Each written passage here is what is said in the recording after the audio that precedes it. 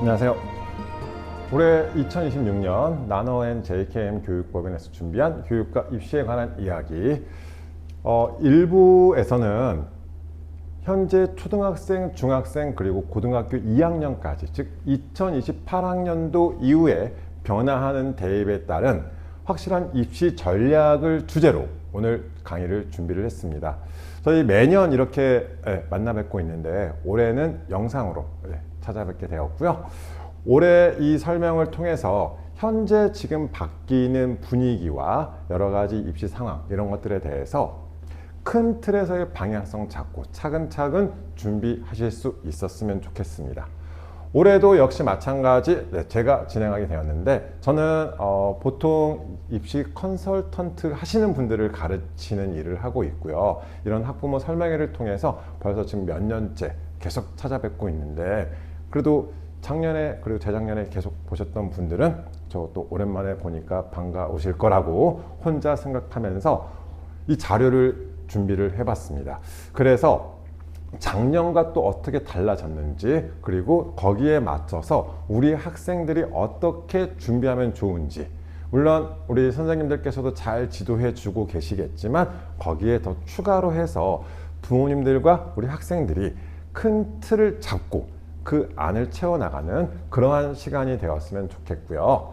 자, 먼저 우리가 입시를 준비하는 데 있어서 첫 번째 생각하셔야 될 게 대학 입학 전형 4년 예고제라고 해서 이렇게 교육부에서 그다음 대학교육협의회 각 대학들에서 발표하는 정책과 내용들이 있습니다. 우선 현재 중학교 3학년부터는 확정이 된 형태라고 생각하시면 돼요. 중학교 3학년부터 지금 중학교 3학년 학생들은 이미 대입 정책이 발표가 됐고 이 대입 제도의 방향성은 현재 고2 친구들 바뀌는 고2, 고1, 중3 이 친구들은 이제 고정된 거예요. 그 다음 이걸 통해서 현재 고등학교 1학년 학생들을 대상으로 해서 대입 전형 기본 사항이 8월 달에 발표될 거고요. 그 틀에 맞춰서 대학들에서는 대입 전형 시행 계획을 우리 학생들이 고등학교 2학년 4월 달에 자 그래서 2028학년도 대입에 대한 내용이 지금 올해 처음으로 발표가 되었습니다. 뒤에서 자세히 설명드리겠지만 대학에서 발표한 자료 이걸 통해서 우리가 큰 틀의 방향성을 잡을 수 있을 거고요.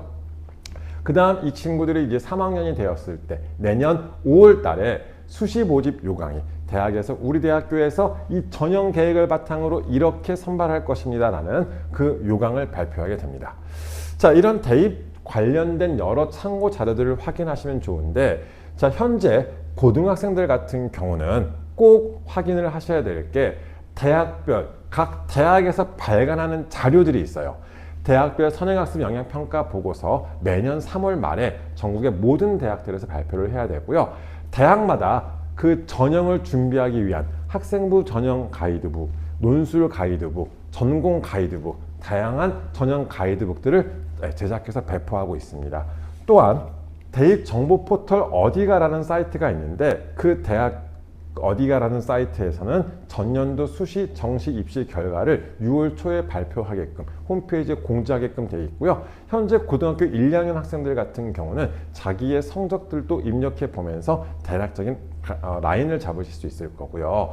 각 지역별 교육청, 우리 경기도 교육청 진로진학 선생님들도 굉장히 많은 자료들을 정말 꼼꼼하게 잘 만들어 주시는데 그런 것들을 참고하시면서 준비를 하시되 가장 중요한 것은 결국 입시에서 특히나 대입에서는 학생 선발의 주체는 바로 대학에 있다는 거. 그러면 제가 설명을 드리고 있지만 그리고 어떤 입시 쪽에 관한 이야기들이 막 나오고는 있지만 결과론적으로 봤을 때 제일 중요한 자원은 바로 대학에서 제공하는 자료들이 될 것이고 이런 요즘 유튜브라든지 이렇게 영상을 통해서도 막 되게 다양한 입시에 관련된 내용들이 많잖아요.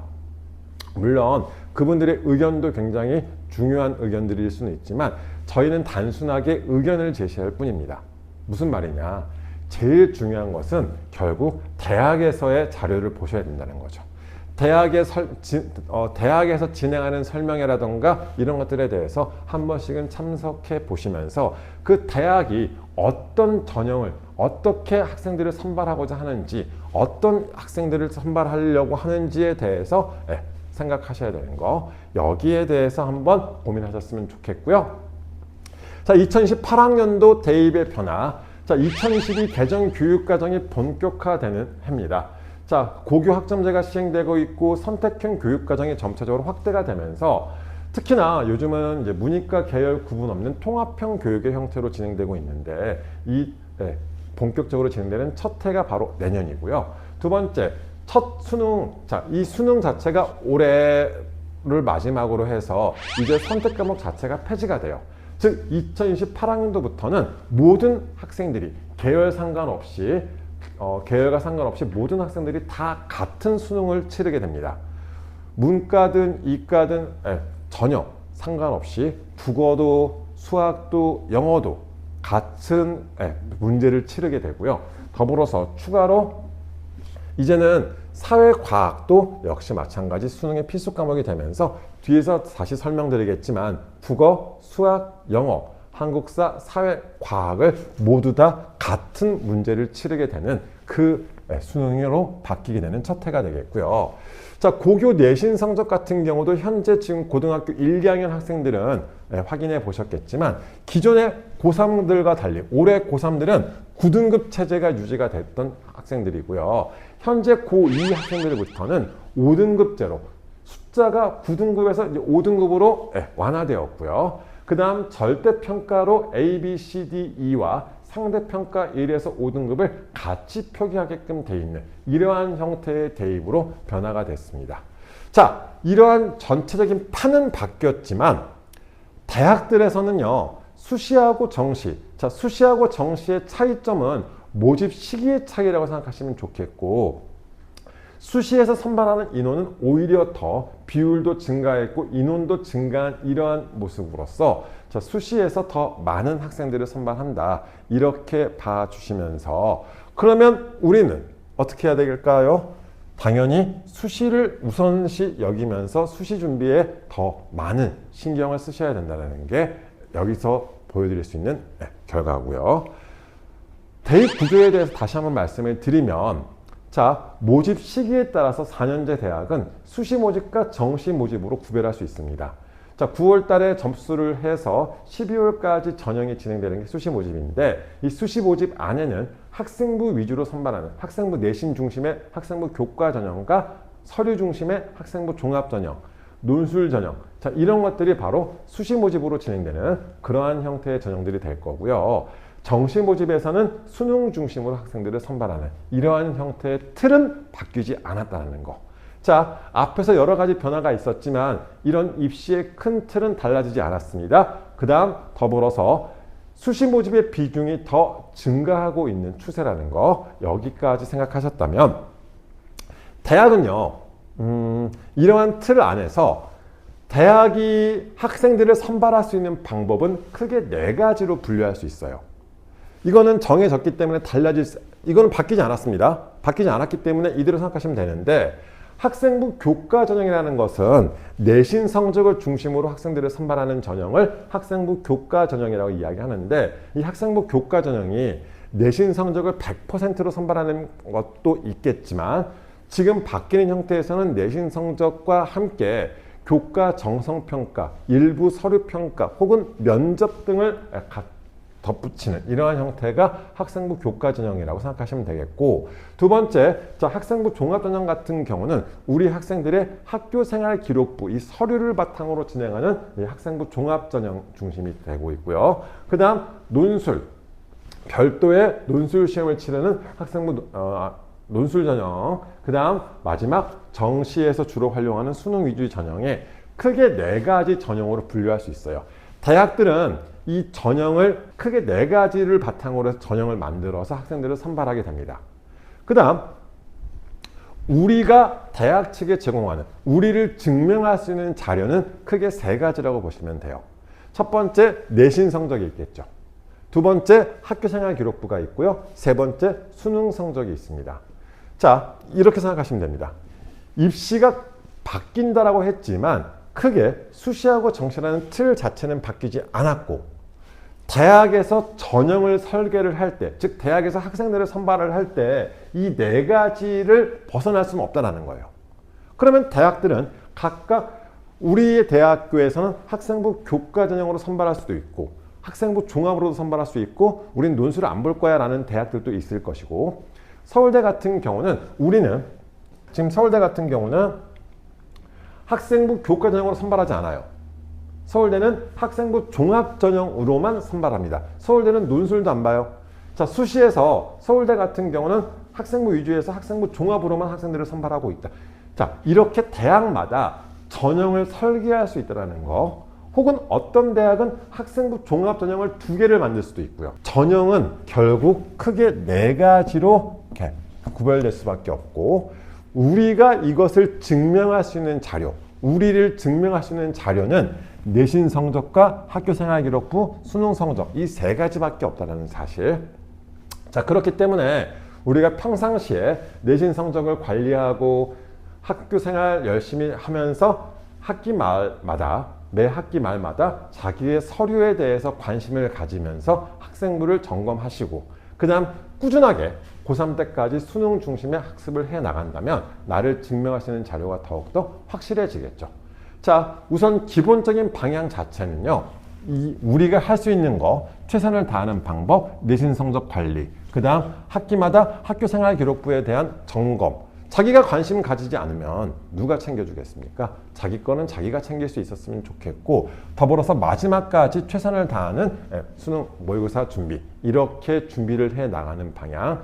그렇게 해서 나중에 최종적으로 원서를 쓰게 될 때 우리가 수시에서도 정시에서도 각각 내가 가장 유리한 게 어떤 거지, 내가 가고 싶은 대학, 내가 가고 싶어 학과에서 어떤 방법으로 학생들을 선발할지에 대해서 내가 가장 유리한 것들을 찾아낼 수 있다는 거, 이렇게 생각하시면서 차근차근 준비하실 수 있었으면 좋겠고요. 자, 대입제도 공정성 강화 방안이라고 해서 최근 이제 경향인데, 학생부에서 학교생활기록부에서 비교과라고 분류가 됐던 이런 여러 가지 영역들을 축소했습니다. 비교과 영역이라는 것은 뭐 수상실적이나 자격증 이런 활동들에 대해서, 혹은 봉사활동 이런 것들에 대해서 이제는 대입에 반영하지 않는 이런 상황, 이게 비교과 영역을 축소시켰다는 거거든요. 학교에서 그러면 남는 게 뭐예요? 자, 학교의 여러 가지 자율활동, 자율진로활동, 동아리활동 이런 활동들과 더불어서 학교 수업 중심으로 진행되는 이러한 형태라고 보시면 좋겠고, 자, 자기소개서와 교사 추천서는 폐지가 됐습니다. 다만 자기소개서 같은 경우는 특수대학이라고 한다는 것은 이공계 특성화 대학들, 카이스트, 지스트, 디지스트, 유니스트 이런 이공계 특성화 대학과 사관학교 같은 경우는 자기소개서 형태의 서류를 제출할 수는 있지만 나머지의 일반 대학들에서는 별도로 제출하는 서류가 아예 없어졌어요. 그러니까 부모님 세대하고 원서 접수하는 게 아예 달라졌어요. 우리가 학교에 뭘 보내는 것도 없고요. 집에서 원서 대행 사이트를 통해서 클릭 몇 번으로만 지원하실 수 있습니다. 그러다 보니까 우리가 별도로 보내야 되는 서류가 없어지는 거죠. 그게 공정성을 강화시킬 수 있는 방안, 이렇게 생각하시면 좋겠고, 학생부 종합전형 운영의 투명성을 강화하기 위해서 고교 정보에 대한 블라인드를, 그러니까 우리 학생이 어떤 학교 출신이다 이것을 지워버리는 블라인드 형태가 되는 거고요. 고교 프로파일이라고 해서 학교 교육과정 형태가 들어갔던 것을 전면 폐지시켰습니다. 그 다음 대입 정보 공개를 더욱더 강화하면서 요즘 각각 대학들에서 굉장히 많은 정보들을 제공해 주고 있습니다. 그 다음 전형 유형별, 고교 유형 및 지역별 선발 결과 정보 공시 확대, 학생부 종합전형 운영 가이드라인 내시라, 이런 식으로 해서 어떻게든 공정성을 강화하는 이런 방안들을 더욱더 확대시켜 나가고 있다는 사실, 이렇게 봐주시면서 지금 현재 학교생활기록부의 주요 항목들이거든요. 그런데 지금 대입에 반영하지 않는 수상경력, 그러면 우리가 교내대회라던가 이런 학교 외부 활동들에 대해서 너무 많은 관심을 가지시기보다는 학교 수업에 더 충실하는 이러한 모습으로서 대입을 준비해 나갈 수 있었으면 좋겠다는 거, 이 말씀을 드리고 싶었습니다. 자, 이번에는 2022 개정 교육과정에 대한 이야기인데요. 2022 개정 교육과정 단순하게 교과서만 바뀌고 진행되는 것이 아니라 이렇게 생각하시면 좋을 것 같아요. 자, 2022 개정도 마찬가지지만 현재 고등학생들, 중학생들 이런 교육 과정에서 제일 중요하게 여기는 것은 역량이라는 단어입니다.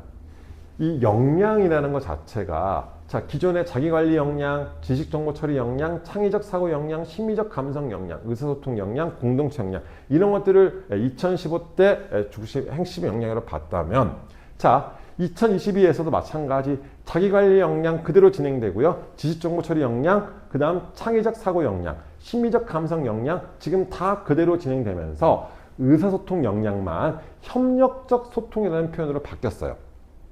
그 다음 공동체 역량 그대로 들어갔고요. 지금 우리 학생들이 교육과정상 키워야 될 자기의 그 역량이라는 것 자체는 이렇게 크게 6가지 형태로 정리할 수 있는데 대학들에서는 이 역량 중심의 선발을 바탕으로 학생들을 선발하고 있다라고 이렇게 생각하시면 좋겠고요. 그러면 이것을 굳이 이렇게 시간을 투자해서 설명드리는 이유가 뭐냐? 자기 학생부에 자기 서류에 이런 모습들이 더욱더 담겨져 있어야겠죠. 그러니까 이 말씀을 드리는 이유는 지금 아까 자기관리 이렇게 여러 역량들이 각각의 과목에서는 어떻게 지금 전개되고 있냐면 국어 과목에서는 비판적, 창의적 사고 역량, 디지털 미디어 역량, 의사소통 역량, 공동체 대인관계 역량, 문화향유 역량, 자기성찰, 개발 역량 이렇게 국어 과목에서 필요한 역량들인 거예요. 수학에서는 문제해결, 추론, 의사소통, 정보처리, 연결. 영어에서는, 사회에서는, 과학에서는 각각 과목들에서 이야기하는 필요로 하는 역량들이 있습니다. 수업 시간을 통해서 내가 이러한 역량들을 키워나가고 있다는 것을 증명하셔야죠. 단순하게 내가 공학계열을 가고 싶다, 의학계열을 가고 싶다고 해서 모든 과목에다가 나는 공학, 의학 이런 것들을 쓰라는 얘기가 아니라 자기의 역량을 보여주기 위해서는 첫 번째로 필요한 게 과목의 특성에 맞춰서 그 과목에서 요구하는 그 과목에서 필요로 하는 역량을 내가 키워나가고 있고 그것을 증명할 수 있어야 되는 게 첫 번째 우리가 서류를 준비하는 과정에서 꼭 생각하셔야 될 내용이고요. 왜 이렇게 말씀을 드리냐면 이번에 서울대에서 발표한 자료인데 교육 과정 자체가 역량 중심으로 진행되는 과정에서 서울대도 계속된 연구를 통해서 역량 중심 평가 체제라는 명칭으로 지금 평가 체제를 발표를 했습니다. 그래서 서울대학교 인재선발 핵심 역량으로 이 역량 중심 평가 체제 제일 중요한 표현이 뭐냐면 여기에서는 대학 수학에 필요한 역량을 고교 교육 과정에서 함량한 역량의 우수성을 근거로 대학에서는요 입시에서의 가장 중요한 본질은 이 학생을 선발했을 때 우리 대학교, 우리 학과의 수업을 잘 따라올 수 있는지 여부를 체크하는 게 첫 번째예요. 이게 입시거든요. 입학시험이라는 것 자체는 무조건 공부를 잘하는 학생들을 선발한다기보다는 우리 대학교, 우리 학과의 수업에서 잘 따라올 수 있는지 여부를 확인하는 과정. 그렇게 생각하시면서 신입생 선발을 위한 평가 기준과 방법은 고등학교 교육과정의 핵심 역량을 근거로 한다. 이 핵심 역량이라는 건 뭐예요? 앞에서 보여드렸던 6가지 역량, 그게 바로 핵심 역량이고요. 이 역량을 평가하기 위해서 서울대 역시 마찬가지 종합 역량평가, SNU 역량평가 면접, 정시에서도 교과 역량평가 이렇게 해서 학생들을 선발하겠다. 앞에서 보여드렸던 그 2022 개정 교육과정의 핵심 역량 이것을 서울대 인재선발평가 역량과 같이 한번 비교해 보세요. 이렇게 보시면서 종합적 사고, 지식 탐구 역량, 이 형태의 내용들 이것만 약간 다른 차이가 있잖아요. 서울대는 기존부터 종합적 사고, 지식 탐구 이 학업적에 대해서 굉장히 중요하게 여겼던 대학입니다.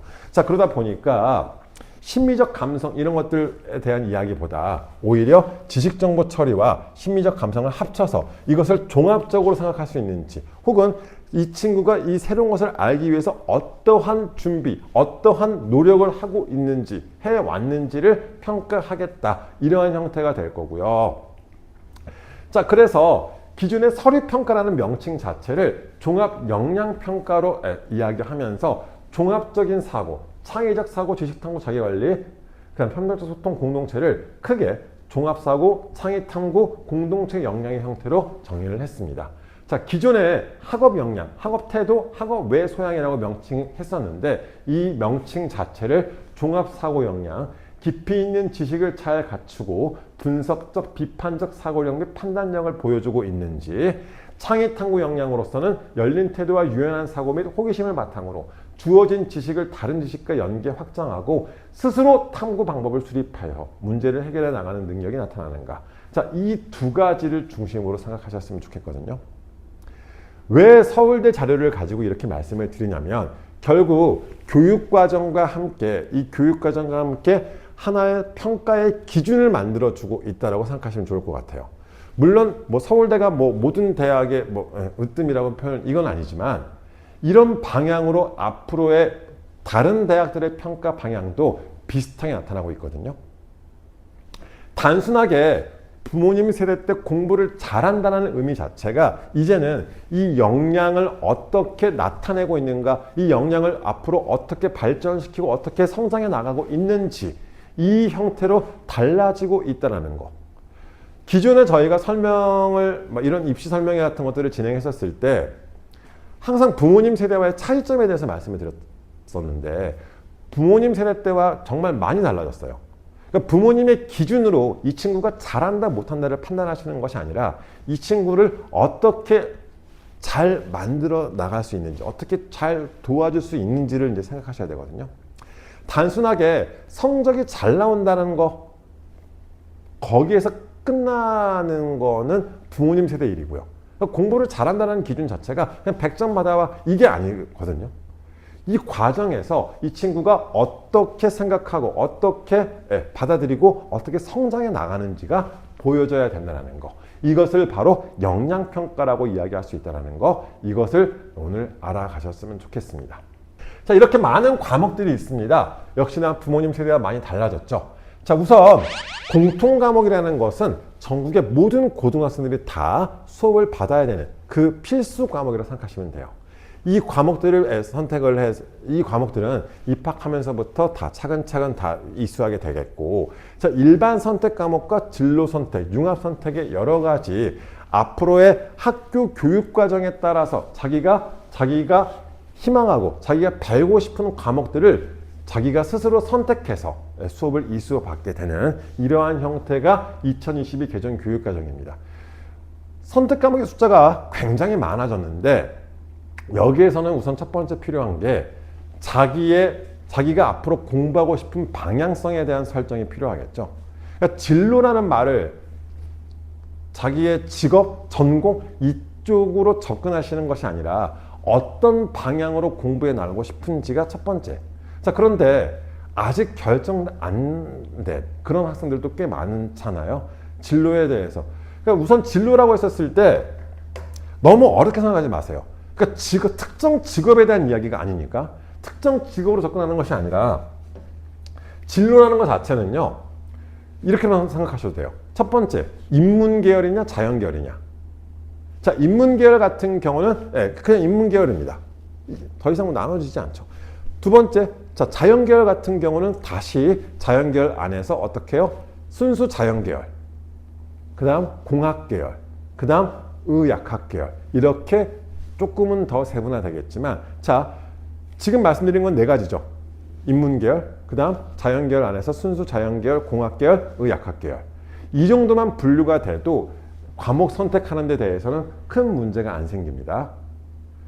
더 세분화시키지 마시고 크게 이 정도만 파악하시면 좋겠고, 그것도 힘들어요 라고 했었을 때 공통의 선택 과목, 요즘은 이제 대학에서도 문과, 이과 구별 없이 선발하는 형태가 많거든요. 그렇기 때문에 진로에 대해서는 너무 과하게 걱정하지 마시고 우선 큰 틀만 잡아주시는 방향, 이게 고등학교 1학년 때까지는 어느 정도 결정이 됐으면 좋겠습니다. 인문계열이냐 자연계열이냐. 자연계열이라면 자연계열 안에서 순수 자연, 공학, 의학학 이렇게만 되면 과목을 선택해서 대학교에 진학하는 데 대해서 조금도 불리함이 없다는 사실 이렇게 파악하시면 좋겠고요. 두 번째로 이렇게 많은 과목들이 있으면 고등학교 1학년 때까지 고등학교 1학년 1학기 때까지는 적어도 각 교육청에서 발간한 자료들이 있어요. 선택 과목 가이드북 뭐 이런 식으로 해서 뭐 서울교육청, 경기도교육청 여러 교육청들에서 이런 교육부에서도 발표했고요. 이런 그 과목이 무슨 과목인지 이 과목에서 무엇을 배우는지 정리가 되어 있는 자료들이 있는데 그걸 한번 참고하시면서 이 과목을 이렇게 배우면 되겠구나 이렇게 진행하시면 좋겠다라는 거 자 이렇게 설명드릴 수 있겠고요. 자 앞에서 보여드린 건 이제 압축해서 내신 성적 산출 쪽으로 봐드리는 건데 이런 이제 공통 과목이 있고 일반 선택, 진로 선택, 융합 선택 이런 과목들은요. 자 대학에 제공할 때 공통 과목 1학년 때 배웠던 공통 과목은 원점수 제공하고 과목 평균 우리 학교에 우리 학년의 과목 평균 제출하고요. 자 성취도 5단계 A, B, C, D, E 성취도별 A가 몇 %고 B가 몇 %고 이런 것들도 다 제공하게 되어 있습니다. 숫자 등급도 나오고요. 자, 선택 과목에서도 마찬가지. 자, 다 들어가는데 다만 사회하고 과학의 융합 선택 과목으로 분류가 되는 이 과목들에 대해서는 자, 석차 등급은 산출하지 않고 성취도만 각각 제공하게 되어 있습니다.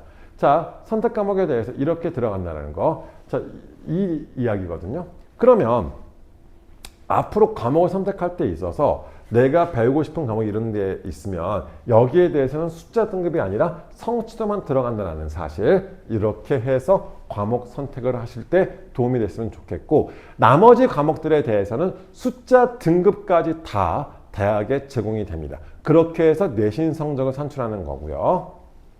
이것도 많이 물어보시는데 자 숫자 등급이 나오는 과목들 이 과목들은요 어떻게든 포기하지 마시고 내신 성적 챙기셨으면 좋겠습니다. 그렇게 해서 전체 모든 교과를 반영하는 대학들도 있으니까 그렇게 해서 내신 성적 쪽에 대해서 관리를 하셨으면 좋겠고 자 우리가 지금 2028학년도 대학별 전형 계획이 발표가 됐는데 그 대학들 바뀐다라고 했지만 2028학년 대입에서 내용을 살펴보시게 되면은 자 서울대학교는 역시 학생부 종합전형을 중심으로 학생들을 선발을 하고요. 수시 모집에서 그 다음 정시에서도 일부 선발을 합니다. 수능 중심으로. 그 다음 연대, 고대 자 우리가 보통 주요 대학이라 불리는 이 15개 대학교에서는 학생부 교과 전형으로 선발하는 인원보다 학생부 종합으로 선발하는 인원이 무려 3배 정도가 많아요.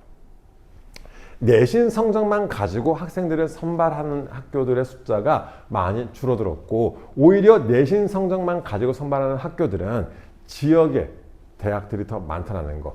그 다음 주요 대학들은 다 학생부 종합 전형을 중심으로 선발을 하고 있고요. 여기에 더불어서 논술 전형으로 선발하는 인원도 학생부 교과 전형과 거의 숫자가 비슷하죠. 자, 그 다음 아직은 그래도 서울 주요 대학들은 지금 정시에서 수능으로 40%를 선발하게끔 그렇게 교육부에서 지정을 해놨기 때문에 그나마 지금 약 19,000명 정도를 선발하고 있습니다. 이렇게 보여드리는 이유는 지금 이게 올해 고3 친구들과 거의 비슷하거든요. 크게 바뀌지 않았어요. 자, 그러다 보니까 우리 고2 친구들도 그 다음 고1, 중3 친구들까지도 이 과정에서 우리가 주요 대학을 노릴 때 단순하게 무조건 내신 성적 중심으로 부들부들 거리지 마시고 차근차근 길게 보시면서 긴 호흡으로 준비해 나가셨으면 좋겠다라는 거. 두 번째로 내신 성적에 당연히 관리가 필요하겠지만 내신 성적과 더불어서 자기의 학교생활 기록부에 관심을 가지셨으면 좋겠고 더불어서 이 서울 주요 대학들은요 대부분 수능 최저 학력 기준이라고 해서 수시 모집 안에서도 수능 성적을 그 성적이 하나의 자격증이 되는 거예요. 자, 수시에서 수능을 반영하지는 않습니다. 다만 지원할 때 있어서 수능 최저 학력 기준이라고 해서 우리 대학교에 오기 위해서, 우리 대학교에 합격하기 위해서는 너 수능에서 최소한 이 정도 등급은 받아야지 내가 면접도 봐주고 서류도 평가해 줄 거야 라는 게 수능 최저 학력 기준이거든요. 자, 그렇게 생각하시면서 자, 서울 주요 대학을 목표로 하셨을 때 기준을 잡으실 때 첫 번째가 내신 성적도 성적인데 이 서류를 꼭 챙겨야 되고, 두 번째 서류와 함께 숫자, 즉 모의고사 성적 쪽에 대해서도 관심을 가지셨으면 좋겠다는 거. 자, 내신 성적 산출하는 것은 중학교, 고등학교 산출 과정은 똑같습니다.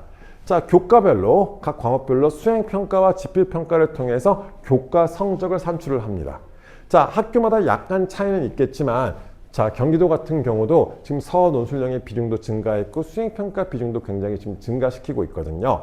자, 한 학기의 내신 성적은 수행평가, 과목마다 뭐 2차례 혹은 3차례씩 진행되는 수행평가와 자, 1차 지필, 2차 지필로 나눠서 치르는 중간고사, 기말고사로 치르는 지필평가를 바탕으로 해서 최종 성적을 산출하게 됩니다. 이러한 평가, 내신 성적을 산출하는 평가는요, 학교마다 평가 계획을 학기 초에 공지를 하거든요.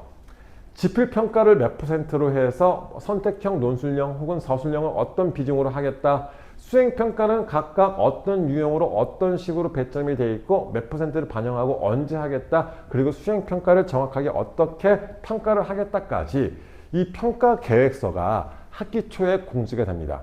거기에 맞춰서 우리가 내신을 준비를 해야겠죠. 중학교도 마찬가지고요. 그래서 지금 이 학교의 예시를 들어서 말씀을 드리자면 이 학교는 1차 지필고사가 25%, 즉 중간고사 25% 반영, 기말고사 25% 반영, 수행평가 50% 반영 이렇게 나타났는데, 자, 이 말인 즉슨 우리가 중간고사 100점, 기말고사 100점 무조건 이걸 노리는 것이 아니라 한 학기에 이 성적을 관리를 하는 것을 말씀을 드리고자, 자, 중간고사 때 이 친구가 만약에 80을 받았어요. 그러면 야, 너 못했어 이게 아니라 이 친구 80점 받잖아요. 이게 끝이 아니라는 거예요. 25% 반영되기 때문에 지금 이 친구는 전체 100점, 한 학기에 100점 중에서 20점을 확보한 거고요. 2차 지필고사 25% 반영됩니다. 자, 우리가 중간고사 성적에 실망해서 기말고사 준비를 더 열심히 해서 기말고사 때 더 좋은 성적이 나왔습니다. 그러면 와, 100점 맞았다. 이게 끝 아니라는 거죠. 25% 반영되니까 25점을 확보하는 거예요. 단순하게 부모님들께서는 수행평가 생각 안 하시고 우리 아이가 중간고사 80, 기말고사 100, 그럼 80 더하기 100 나누기 2 해서 와, 우리 90점이네. 이게 아니거든요, 이제. 수행평가 50점이에요. 이 친구가 굉장히 성실하게 한 학기 동안 수행평가 3차례를 다 성실하게 진행을 했습니다. 그래서 만약에 셋 다 이제 90점이 나왔어요. 그럼 90점이 50%니까 몇 점이죠? 45점을 획득한 거예요. 그래서 최종적으로 이 친구는 원점수로 90점을 확보한 이런 형태가 되겠죠. 그리고 성취도는 90점이니까 A를 받겠죠. 여기까지는 중학교든 고등학교든 똑같아요. 우리 중학교 학생부에도 이제 점수 나오고, 자, 중학교 학생부에 점수 나오고 나서 성취도 A, B, C 들어가잖아요. 이런 과정을 통해서 점수와 성취도가 나오는 거예요. 고등학생들은 여기에 더불어서 뭐가? 이제 석차 등급이라고 해서 전체 수강자 중에서 그 과목을 수강한 학생 중에서 몇 등이지? 몇 등이라서 몇 등급이 나오는 이 과정은 고등학생들만 해당하는 거고요. 중학생들, 고등학생 마찬가지 다 한 학기의 내신 관리는 이렇게 진행이 됩니다. 우리가 첫 번째로 고민해야 될 것, 첫 번째로 관심 있게 정말 많이 신경 쓰셔야 될 부분이 바로 이 내신 성적인데, 내신 성적이 9등급제에서 5등급제로 완화가 되었습니다. 이 완화가 되는 형태에서도 역시 우리 나노 JKM 교육법인에서는 학교별로도 이렇게 해서 애들 계속해서 관리를 해주고 있고요. 각각 학교별로 뭐 중학교든 여러 과목들 학교별 시험 범위에 대한 분석과 학생별 취약점을 파악하고 과목별 우선순위를 설정해주고 오답, 과제, 보강을 통해서 계속해서 이런 관리가 진행되고 있고, 학기 초부터 수업, 과제, 오답, 보강을 통해서 학생별 취약점을 누적 관리해주고 있습니다. 시험 직전에만 몰아서 준비하는 것이 아니라 평소에 학습 루틴을 잡아서 점수로 만들어줄 수 있는 이렇게 관리가 진행되고 있고요. 자, 그래서 이렇게 좋은 실적들을 만들어내고 있다는 거. 중학교든 고등학교든 중학교 100점, 고등학교 100점도 중요하지만 A등급 숫자와 1등급 숫자 이렇게 생각하시면서 꾸준하고 지속적인 관리가 필요하겠다는 거 생각하시면 좋겠고요. 이런 좋은 성적은 특정 학교나 특정 학생 몇몇이 만들어내는 그런 실적이 아니라 이 경기도 광주, 초월, 건지암, 경암, 모현 등 여러 학교에서 동시에 나온 결과라는 거, 이렇게 하나의 시스템적으로 관리가 진행되고 있다는 거. 그렇게 해서 학생들도 그러니까 성적이 좋은 학생들 같은 경우도 자기 패턴, 자기 고집이라는 표현을 쓸게요. 이런 것들을 가지고 있을 텐데 그 스타일대로도 중요하지만 그 스타일에 더불어서 좋은 장점들을 계속해서 자기 것으로 만들어 나갈 수 있었으면 좋겠습니다. 자, 이렇게 관리가 필요하다는 거, 그리고 중학교 때 받았던 이런 그 성적이 고등학교로 이어질 수 있다는 것은 중학교 때 만들어진 그러한 학습 루틴, 학습 습관 자체가 하나의 결과를 계속해서 이루어질 수 있다는 거, 결과로 연결될 수 있다는 거, 이렇게 생각하시면서 한번 우리 같이 꾸준하게 내신 성적에 대해서 관심을 가지고 준비시켜 나갈 수 있었으면 좋겠고요. 자, 두 번째로 이제 내신 5등급제하고 9등급제를 비교를 했었을 때 기존의 9등급제와 5등급제 단순하게 지금 이거는 저희도 첫 해예요. 아직 이제 입시 결과 자료가 없기 때문에 과연 어떻게 지원을 해야 될지 이렇게 계속해서 서울 지역, 부산 지역, 경기도 각 지역마다 전수조사를 하거나 혹은 특정 학교들을 대상으로 막 진행을 하고 있는데 중요한 것은요. 전 과목 1등급을 받는다? 3학년 1학기까지 총 5개 학기에서 전 과목 1등급을 받는다. 정말 힘든 일이거든요. 그 이유가 무조건 최상위권이라고 해서 다 1등급이 나오는 것도 아니고, 두 번째, 상대평가에 대한 과목 수가 더 증가했고요. 세 번째, 고교학점제가 시행되다 보니까 고등학교 2학년, 3학년 올라갈수록 선택 과목들이 많아지면서 과목당 학생 숫자가 줄어요. 그러다 보니까 내신은 마지막까지 최선을 다해서 정말 하나라도 더 높게 받을 수 있었으면 좋겠다는 거. 자, 정말 내신은 포기하는 게 아니라는 거. 마지막까지 최선을 다해서 관리를 하셨으면 좋겠고요. 자, 경기도 교육청에서 하나의 예시입니다. 이거가 들어가는 것이 아니라 이렇게 9등급으로 지금 현재 진행되고 있는 9등급제로 환산했을 때 과연 5등급제에서 받은 친구들이 어느 정도 라인에, 그러니까 점수대가 어느 정도에 위치하고 있는지 그 가이드를 지금 잡아놓은 거거든요. 자, 이렇게 참고하시면서 지금 내신 성적에서 내가 가고 싶은 대학과 좀 거리감이 있다. 그러면 서류와 그 다음 수능 준비까지 다 방향성을 잡아서 준비를 하실 수 있었으면 좋겠습니다.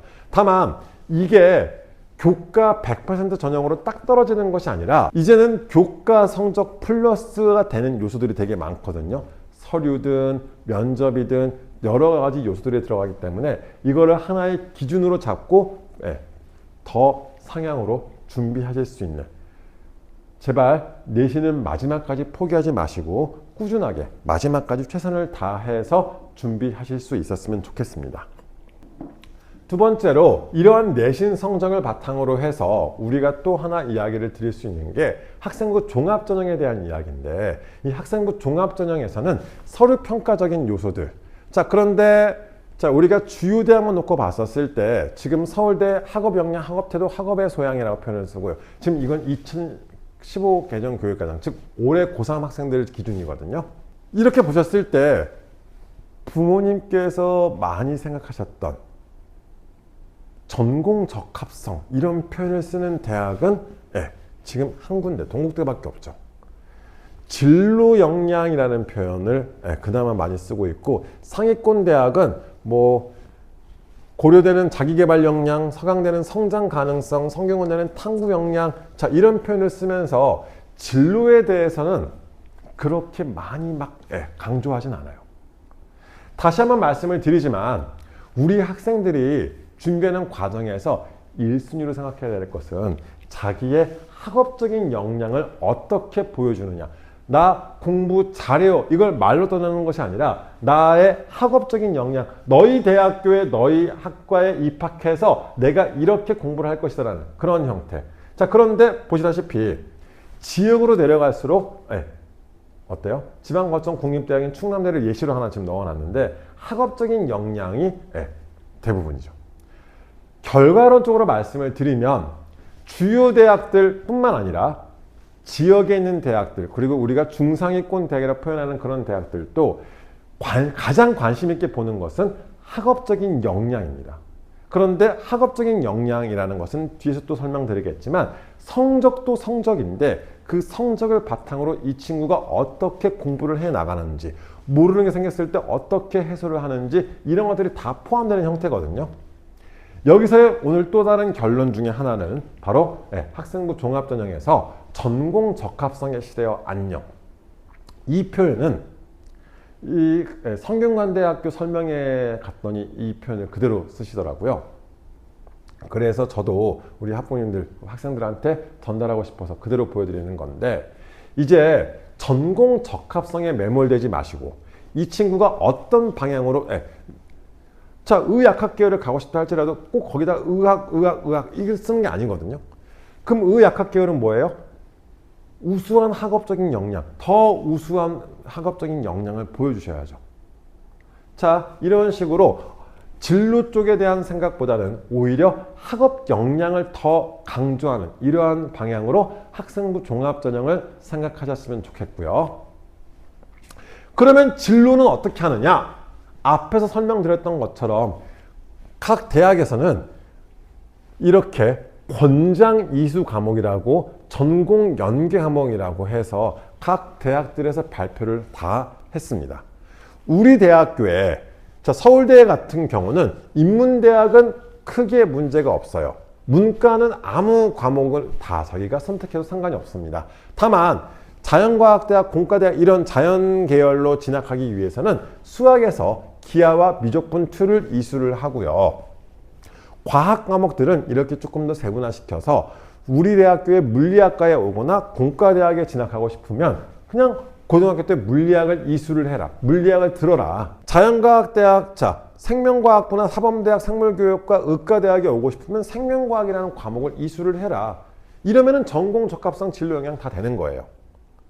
서울대만 이러는 게 아니라, 자, 고려대 역시 마찬가지입니다. 고려대도 각 모집 단위별로 수학 과목은 무엇을, 과학 교과는 무엇을 이수를 해라. 자, 뭐 예를 들어서 전기전자공학부에 가고 싶은 친구예요. 미적분 2 기하를 이수를 하고, 자, 역학과 에너지, 전자계 양자, 물질과 에너지, 화학 반응의 세계, 이 과목들 중에서 최소 2과목 이상 이수를 하면은 되는 거예요. 그 이쪽 진로에 맞춰서 내가 막 하고 있다, 이거를 막 강조할 필요가 없는 게, 자, 각 대학에서 특히나 자연계열 같은 경우는 이렇게 권장 이수 과목이 설정이 돼 있다는 사실, 거기에 맞춰서 학생들이 과목 선택을 진행하면 좋겠다는 것을 보여드리는 거고요. 경희대 역시 마찬가지 모집 단위별로 핵심 과목과 권장 과목으로 분류를 해서 이렇게 정리를 다 해놨습니다. 제가 막 억지로 이걸 강조하는 것이 아니라 이거는 뭐 대학교 홈페이지에 들어가셔도 있고 혹은 어디가 사이트라던가 이런 데서도 이미 다 거의 모든 대학에서 다 발표한 형태거든요. 자, 그런데 제가 진짜 모든 대학들을 다 살펴봤는데 문과, 인문계열 희망하는 학생들은 특별하게 과목을 선택하실 게 없어요. 다만 자연계열 쪽에서는 아까 설명드렸던 것처럼, 자, 우리 자연계열 어떻게 나누자고 그랬었죠? 순수 자연계열, 뭐 수학과나 이런 일반적인 순수 자연계열 같은 경우는 어때요? 수학 과목 이수하시면 문제 없습니다. 공학계열을 가고 싶어요. 이 친구가 공대를 가고 싶다. 그러면 수학에서 수학 과목들과 물, 화, 역학과 에너지, 전자계 양자 이런 과목들을 꼭 들어야지 이 대학교의 수업 기계공학부를 따라갈 수 있는 거잖아요. 다시 한번 우리 아이들의 진로에 대해서 이야기를 하셨을 때는 특정한 직업으로 접근하시기보다는, 자, 첫 번째 어떻게 구분하자고 그랬죠? 인문이냐 자연이냐. 인문 같은 경우는 우리가 특정 과목을 이수할 게 없는 거예요. 대학에서 지정을 안 했으니까. 그러면 자연은요? 자연계열은 어떻게? 자, 순수 자연계열이 있고요. 공학계열이 있고요. 의학학 계열이 있어요. 그런데 자, 거의 모든 대학교에서 순수 자연계열은 수학 과목과 뭐 생물학과면은 생명과학 이런 식으로 거기서 끝나는 거고요. 공학 계열에서는 물리학 관련된 과목이 꼭 들어갑니다. 그 다음 의학학 계열 같은 경우는 생명과학과 화학 관련된 과목들이 들어가고요. 이 정도만 분류가 돼도 우리 아이들이 대학교에 진학할 때 있어서 전공 적합성, 진로 역량에서 문제가 생기지 않는다는 거, 이렇게 판단하시면 좋겠고, 자, 대입 반영에서 대학 전공 과목 수학을 위한 기초 과목으로서 핵심 권장 과목과 그에 관련 과목 이수 여부를 종합적으로 살펴 이런 것들을 평가에 반영하는, 그것을 생각하시면서 준비하셨으면 좋겠습니다. 앞에서 보여드렸던 것처럼 2022 개정 교육과정의 교과별 핵심 역량과 마찬가지 대학들에서도 지금 계속 요구하는 게 그 과목을 이수하고 그 과목에서 이러한 역량들을 보여주는 게 학생부 종합전형을 준비하는 방법이라고 생각하시면 좋겠고, 뒤에서 조금 더 세부적으로 학생부에 대해서 설명을 드릴 건데 큰 틀은 이것을 꼭 기억하셨으면 좋겠습니다. 다시 한번 우리 아이들은 역량 중심의 그러한 교육 과정에서 지금 성장해 나가고 있다는 사실, 그 중에서도 저는 계속해서 학업 역량을 강조해 드리고 있는데, 학업 역량은요 교과 성적만을 의미하지 않습니다. 성적 좋은 학생 뽑을 거면은 학생부 교과정으로 뽑았겠죠. 자, 성적과 더불어서 학업 성취도 A, B, C, D, 그 다음 탐구 능력, 그것을 이 지적 호기심, 즉 내가 궁금한 게 생겼을 때 이걸 어떻게 해결해 나가고 있는지, 그 다음 그걸 통해서 다양한 시각과 폭넓은 수용성을 가지고 융합적으로 문제를 해결할 수 있는지, 자, 이런 형태거든요. 그 다음 창의적, 이 표현은 막 우리가 창의성에 대해서 많이들 이야기하시잖아요. 창의성이라는 표현은 연결하는 능력이라고 생각하시면 돼요. 내가 알고 있는 게 많이 있다면 그것을 연결해서 새로운 것들을 이야기할 수 있는 그 능력을 바로 창의성이라고 표현하거든요. 자, 그러다 보니까 우리가 학업을 수행하고 있는 과정에서 지적 능력과 더불어서 그것을 배워 나갈 수 있는 그런 수학적인 능력, 수학 능력을 우리가 키워야 되는 그러한 학업 역량으로 판단하시면 좋겠습니다. 부모님 세대와 달라진 입시에 대해서 우리가 확인하셔야 됩니다.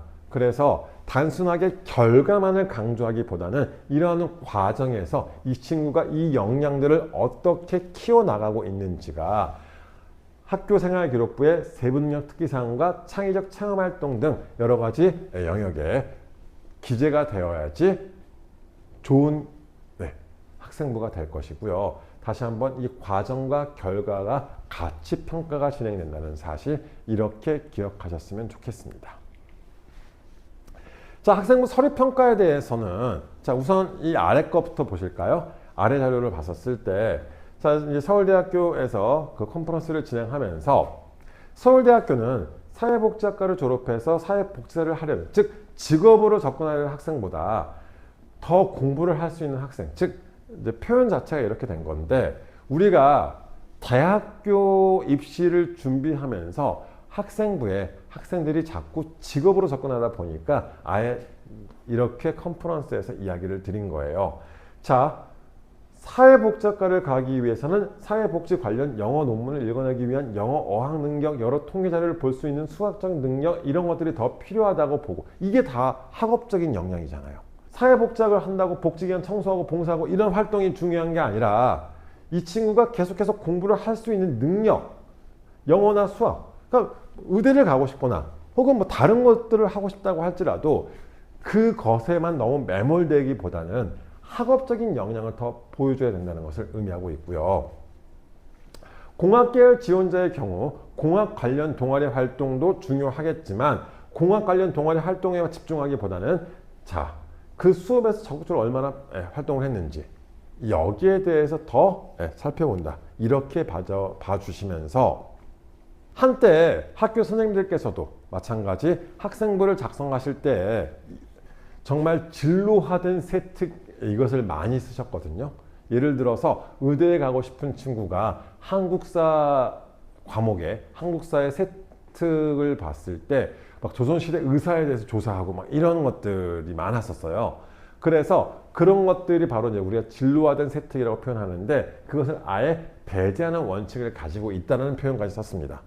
너무나 진로, 전공 이쪽에 매몰되지 말았으면 좋겠다는 거 다시 한번 강조드리고 싶고요. 자, 우리가 학교생활기록부에 대해서 이야기를 할 때 학교생활기록부는요, 이해 영역과 표현 영역, 즉 내가 무엇을 수업을 통해서 깨닫고 이해하고 파악하고 이렇게 한 뒤에 그걸 바탕으로 내 것으로 만드는 게 필요한 거잖아요. 내가 수업을 일방적으로 들었다 해서 끝나는 것이 아니라 그 수업을 통해서 이것을 이해한 뒤에 그것을 해석한 뒤에 그걸 작성하고 제작하고 발표하고 혹은 토론을 하고, 자, 이런 표현이 필요하다는 거 첫 번째 팁이고요. 두 번째, 학생부 자체에서는 자, 놀부의 평가, 교사가 선생님께서 주관적인 평가와 함께 학생을 객관적으로 관찰한 모습으로 구성될 수 있는데, 그냥 놀부는 나쁜 아이야 라는 표현보다는 구체적인 근거가 뒷받침이 되어야 된다는 거죠. 이 친구가 학업적으로 우수합니다. 그냥 학업적으로 우수하다를 끝나는 것이 아니라 어떤 식으로 우수한지 여부. 이 친구는 항상 뭐 책을 가까이 한다거나 이런 식으로 접근하시는 방향. 이게 두 번째 팁이 되겠고요. 세 번째, 자, 결과와 과정에 대한 이야기인데, 자, 결과, 무엇을 알고 있다. 너무나 이제 수업을 통해서 이런 것들이 되게 많았었어요. 막 수업을 통해서 뭘 알았고. 그건 수업에 대한 내용이지 우리 학생에 대한 이야기가 아니잖아요. 그 수업을 통해서 이 친구가 이걸 알고 그것을 어떻게 자기 것으로 활용을 했다. 혹은 그것을 이렇게도 생각해보고 이렇게도 해보고 이렇게 접근해보고 이런 것들을 왜 그렇게 했지? 여기에 대한 생각, 이런 것들이 들어가 주는 게 좋은 학생부라는 거. 이렇게 세 가지 팁을 우선 드렸고요. 우리가 학교생활기록부에 대한 관리, 그 다음 학교생활기록부에서 이야기를 할 때 요즘 선생님들께서도 정말 잘 써주시기 위해서 많이들 노력하시는데, 학교 선생님들께서 생활기록부를 작성하시기 전에 학생들한테 자기평가서 형태로 의견을 많이 받으시는 걸로 알고 있습니다. 이런 자기평가서를 작성할 때 학생들은 자기가 생각하는 것들을 제가 드린 팁을 바탕으로, 이 세 가지 팁을 바탕으로 그 내용들, 자, 무조건 결과만을 강조하지 마시고 그 다음 무조건 뭘 했다 해서 끝나는 것이 아니라 그 근거를 바탕으로 이렇게 이 친구가 성장해 나가고 있다. 이렇게 생각이 달라졌다. 자, 정말 단순화시켜서 말씀드릴게요. 수업의 내용이 있어요. 그리고 새롭게 알게 된 지식이 있으면 알기 전과 알고 나서 어떻게 생각이 달라졌고 더 구체화시킨다면 그 달라진 생각을 어떻게 활용해 보고자 시도만 하더라도 좋은 반응을 얻습니다. 이런 식으로 구조 라인을 잡아주시면 좋을 것 같아서 한 번 더 설명을 드린 거고요. 제 의견이 아니라 각 대학교에서 발간한 자료들에서, 한양대학교에서 발행한 학생부 종합전형 가이드북에서 우수하다는 평가를 받았던 세특이에요. 자기주도 학습 역량을 바탕으로 영어 기본 실력 향상을 위해 꾸준히 노력을 기울인 결과 이렇게 높은 성적 얻었다. 이런 내용과 더불어서 자, 의사소통 역량 보여주고 있고, 자, 어떻게 해서 성장해 나가고 있는지 패시브하우스를 선정해서 자료를 제작하고 용어의 의미를 친구들에게 영어로 설명하고 자기관리 역량을 바탕으로 스스로 계획 및 실천하는 학기말 학령 참여해서 여러 가지 내용들이 들어가긴 했지만 이 역량들을 어떻게 성장하고 있는지 학업 역량을 강조한 형태가 될 거고요. 자, 경희대학교에서 발행한 자료를 봤을 때 경희대학교 학생부 전형 가이드북을 통해서 여기서는 공동체 역량에 대한 언급이 들어가 있고요. 동국대학교에서 발행한 학생부 유전형 가이드북에서도 역시 마찬가지 기초학용 역량과 학습의 주도성을 확인할 수 있는 사례라고 이렇게 명시가 되어 있습니다. 다만 아마 교육학과 쪽인 것 같은데 미국의 철학자, 철학자는 이것을 중심으로 해서 바라보고 쭉 들어갔는데, 과목에 대한 이야기, 즉 이 과목에 대한 이야기라기보다는 그냥 너무 진로 쪽에 초점을 맞추다 보니까 해당 교과의 역량을 확인할 수는 없는 안 좋은 사례라고 지금 명시하고 있거든요. 우수하다라는 평가를 받은 세특과 역량을 확인할 수 없다는 그 평가를 받은 세특을 한번 비교해 보시면서 자기의 학생부를 한번 훑어봤으면 좋겠습니다. 또 하나, 우리가 이 학생부에 대해서 이야기할 때 정말 아마 작년, 재작년 제가 이 설명회를 진행할 때마다 우리 이제 계속 이렇게 설명회 한 번씩 영상으로든 오프라인에서든 찾아뵀었잖아요. 저는 아마 줄곧 지금까지 저를 봐오신 분들은 아실 거예요. 줄곧 제일 강조해 왔던 게 학업 역량이었습니다.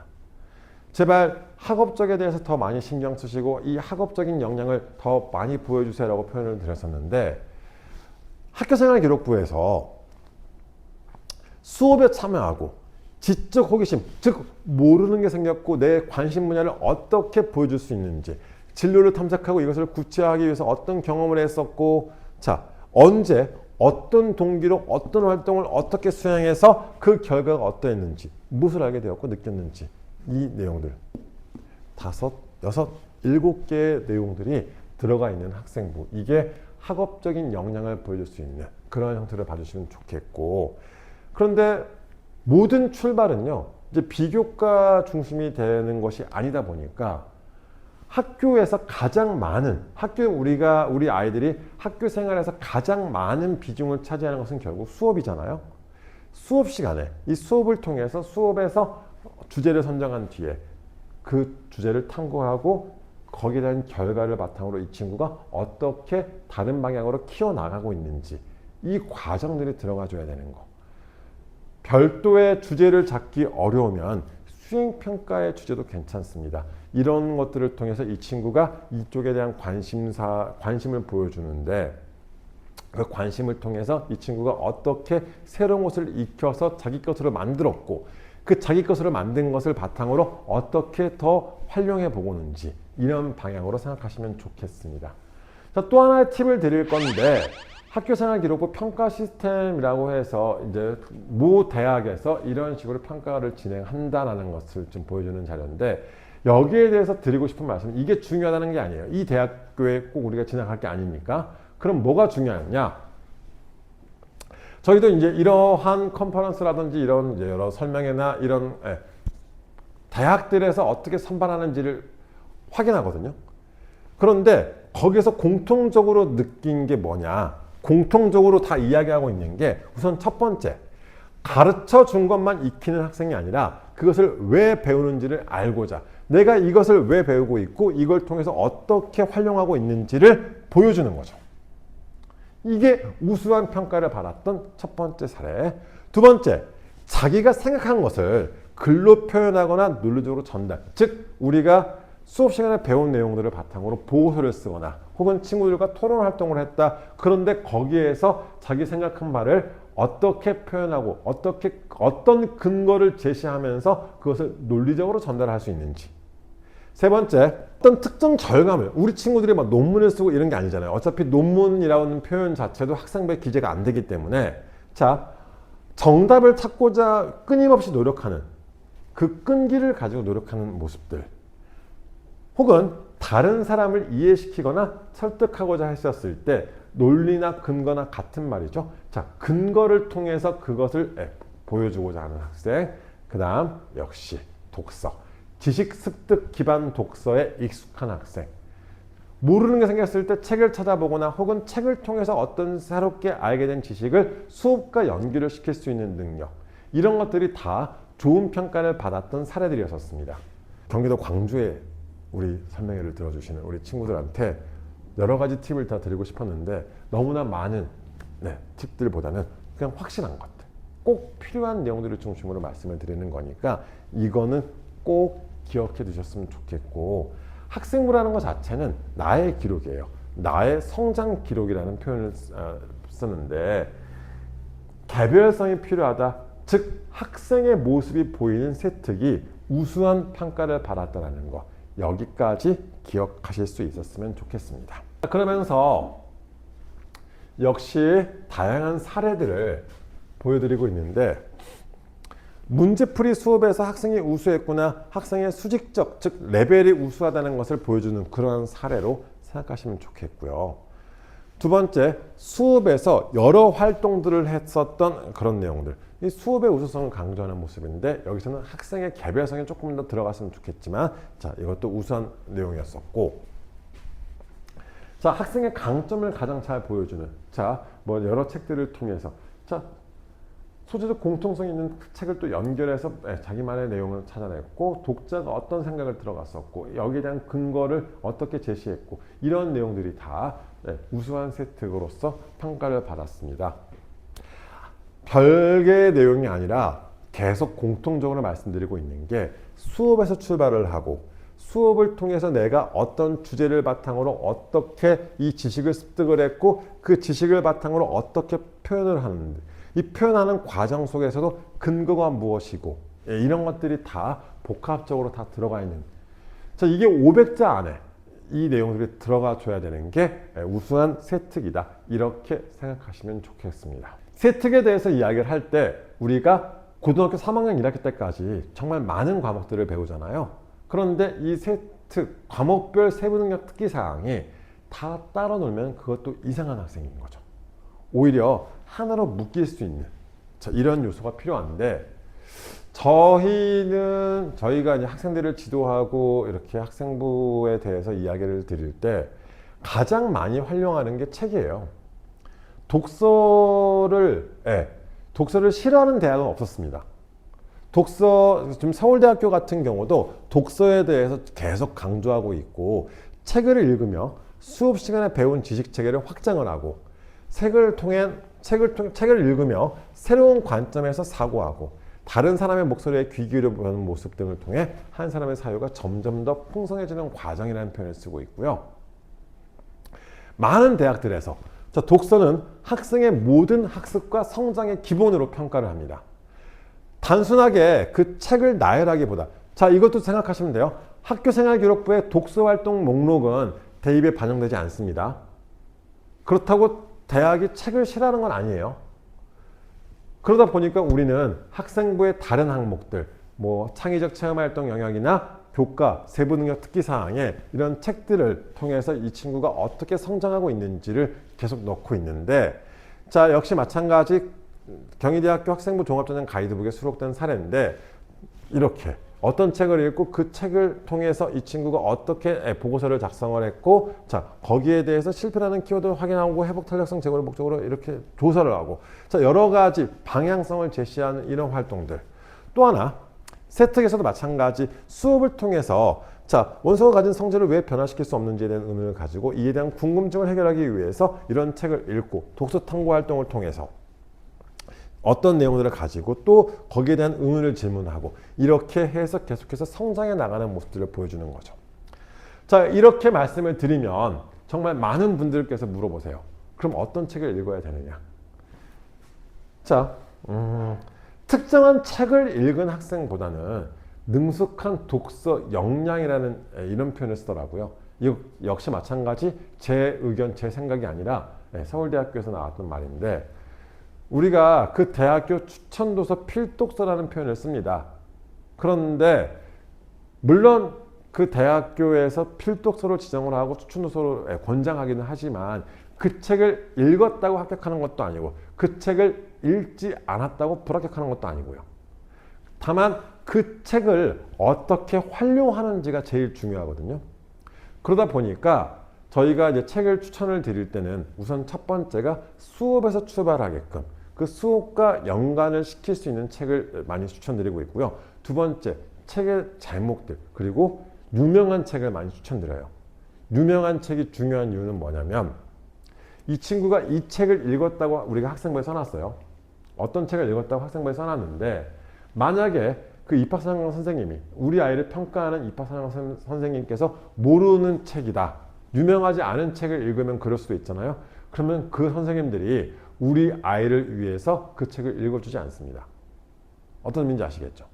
어느 정도 인지도가 있는 책들을 선정하시는 게 좋겠고 제목이 너무 쉬운 책은 배제하시는 것도 생각하시면 좋겠습니다. 그런 거 있잖아요. 청소년을 위한 누가 들려주는 무슨 이야기 이런 책들은 읽었어도 기재하지 않는 거를 추천드릴게요. 다른 조금 지적 수준이 높은 책을 읽었을 때 안 믿을 확률이 높잖아요. 이 친구가 청소년을 위한 상용사를 읽었어요. 청소년을 위한 상용사를 읽은 학생이 갑자기 에밀 뒤르킴의 자살을 읽었대요. 믿으시겠습니까? 이런 것들도 생각하시면서 전체적인 이 책을 선택하는 기준 자체가 그 학생의 지적 역량, 학업적인 역량을 보여주는 사례로서 그렇게 구조를 잡으시면 좋겠습니다. 그렇게 해서 책을 좀 많이 활용하실 수 있었으면 좋겠고요.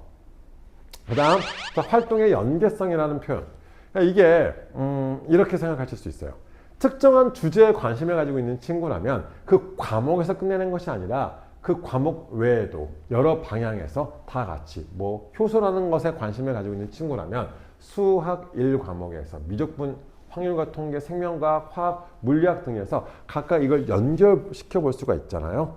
그 방향에서 접근했으면 좋겠고요. 두 번째, 수업에서 의미 있는 내용에 초점을 맞췄습니다. 그러면 수업 시간의 내용들 중에서 내가 호기심을 느낀 분야가 있을 거고 그 호기심을 느낀 분야에 대해서 소감문을 작성하거나 발표를 했어요. 그 뒤에 또 다른 탐구를 통해서 다른 과목과 연결을 시킬 수도 있을 거고 자, 마찬가지 형태예요.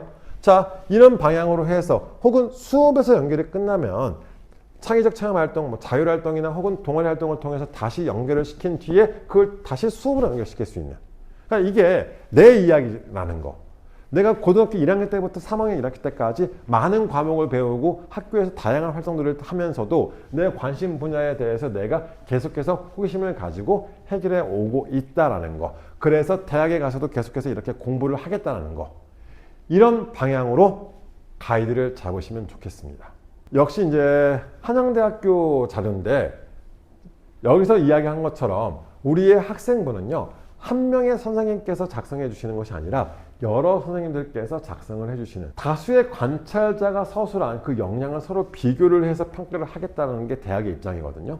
자, 그래서 여기에 대해서도 내가 강조하고 싶은 내용들에 대해서 자기 보고서를 쓰거나 자기 평가서를 쓸 때 자, 같은 라인으로 접근하는 이것도 하나의 좋은 방법이 될 거라서 이렇게 보여드리는 거고요. 더불어서 우리가 이런 표현 쓰거든요. 학생부가 연계성을 띠고 있어야 된다. 첫 번째 내용적인 연계성은 무엇이냐? 자, 모든 과목에서 다 마찬가지. 어떤 학생부의 활동에서도 학생의 자질과 역량이 다 일맥상통해야 된다는 거. 두 번째, 영역 간의 연계성. 앞에서 보여드렸던 것처럼 특정 분야에 관심이 있었을 때 이 방향, 저 방향 다 영역 간에 연결을 시킬 수 있었으면 좋겠다는 게 첫 번째 내용적인 형태가 되겠고 두 번째, 이거는 이제 학년적인 형태가 되겠는데 수직적인 연계, 1학년 때 관심 있었던 분야를 2학년, 3학년 끌고 가도 좋은 거예요. 그걸 더 확장시켜 나가는 거죠. 이번 학기 때 내가 무조건 결과를 내고 결론을 내서 끝내는 것이 아니라 1학년 때 했던 활동들에서 더 확장을 시키거나 2학년 때 넘어갔을 때 이 과목으로 연결시키는 이런 내용들. 이게 바로 수직적 연결하는 표현이고요. 혹은 이번 학년 내에서 자, 이번 학기에 내가 만약에 대수를 배우고 확통을 배우고 화학을 배웠어요. 그러면 동일 학년 학기 내에서 자, 연결을 시켜서 이쪽에 대해서 이렇게도 연결을 시켜보고 이렇게도 연결을 시켜보는 이러한 연계성이 필요할 것이라는 거.